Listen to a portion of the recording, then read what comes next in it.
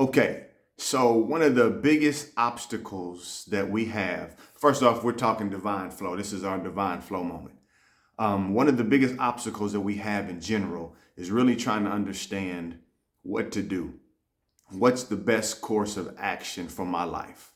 When it comes down to decisions, we have so many different things that's tugging and pulling at us that, it makes it very hard and difficult to try to decipher what it is that you're here to do. What direction is God really taking you in? So this is where the divine flow really comes in. This is a really strong point because there are a lot of people that are actually living in their flow that are expressing their truth in their flow, which is great and it's supposed to be. But what happens is we get tangled up in somebody else's flow, not realizing that we have our own, that God has designed for us a place that we are meant to thrive from. So this divine flow idea, it lets you understand that there is a specific course for you.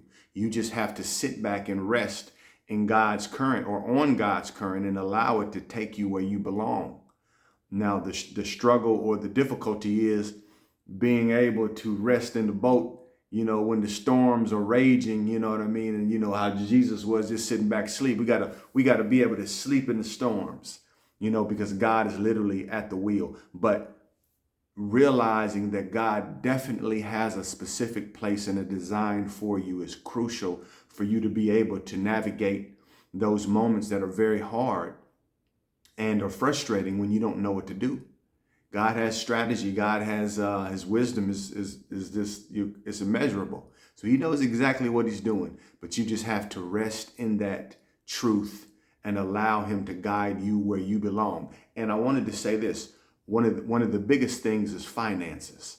We are taught that from a lot of our spiritual teachers, our Christian leadership, that, that God is, God smiles or shines on the person that is, they know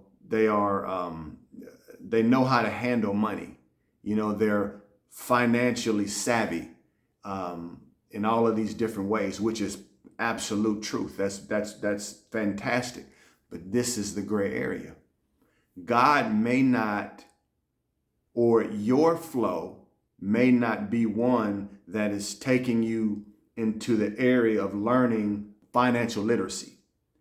He may not do it. That may sound strange, but God's design for you may specifically be learning how to live and operate through the means of faith 100%, meaning there is no plan B.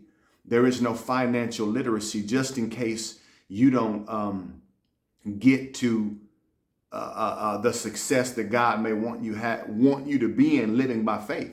And then a lot of times what happens is we get caught up in somebody else's flow and it doesn't work for us because that wasn't God's design. It wasn't God's plan. If you are a believer, if you are a Christian, you're responsible for 100% linking and coming into agreement with God's plan for you.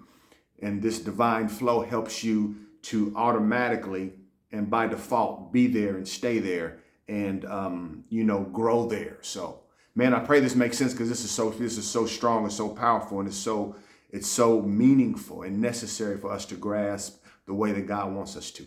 Pastor Jamal, Rising Ground Church, I'll talk to you. Peace.